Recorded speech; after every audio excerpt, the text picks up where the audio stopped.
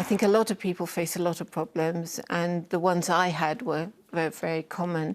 So it's things like understanding the structure of how things work. So, for example, you might get an interview, you might even get the job, but someone might say, let's do lunch. And then you're thinking, am I meant to be doing lunch now? When do I do lunch? Do I go and ask them if I'm having lunch? Do I go back the next day and have lunch?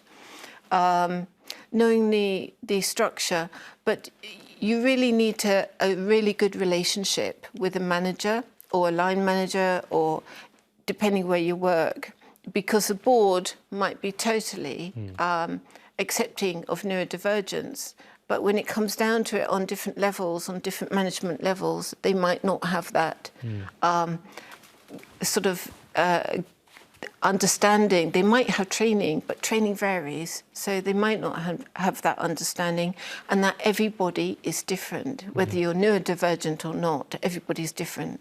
A lot of the time, is it misunderstanding and, I suppose, misconception which adds to the problem sometimes? Have you experienced those sorts of things without talking about specific examples? I think it's a two-way thing. So what we call neurotypical people need to understand neurodivergence, and neurodivergents need to understand neurotypical. So it's almost like you're having a different conversation in different languages sometimes, but we're all speaking the same language. And a lot of the language is not explicit, so we don't pick it up, and therefore we don't always reach what we need to do. And so the outcomes or the measures they want won't be there. But also we make excellent workers if you get the right support. But what we know now is you can't support them without knowing about the health. And we now know that we have co-occurring health issues, physical health issues. And that's why we have 12,000 members. A lot of them can't work because of this, not being supported. They want to work, but they can't because their health isn't supported. It's almost like having a corridor of knowledge about neurodivergence in the workplace would help everybody. It's not just for neurodivergent people, it would help everybody to know that. Can I ask you one other question as well? What has today been like coming in this TV studio? I mean, has it been difficult because it's unusual, maybe a little bit stressful? Has it been okay today? I love new environments, so I'm one of those people, and I love meeting new people, and yourself, of course.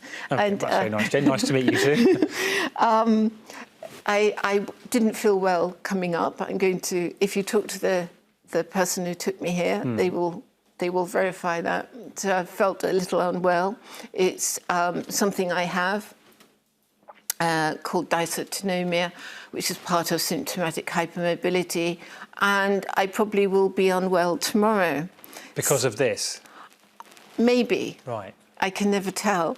But I do a lot of talking, and it's one of the things I have to pace myself with. I used to work in an environmentally designed office once, and it was a nightmare because the sound was awful. We were all hot desking. I had special supports because I couldn't walk very well then, or bend or lift my arms. But they'd move them every time because they said that you have to move around the desks.